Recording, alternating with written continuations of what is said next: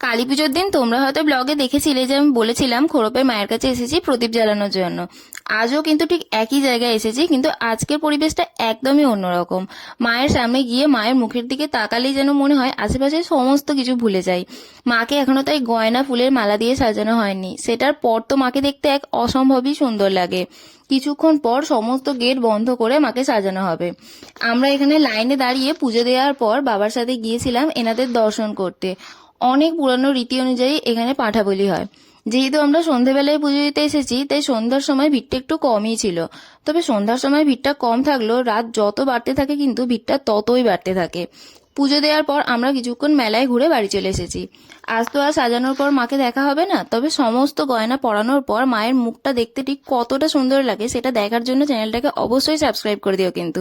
R like, share and কমেন্টও করে দিও।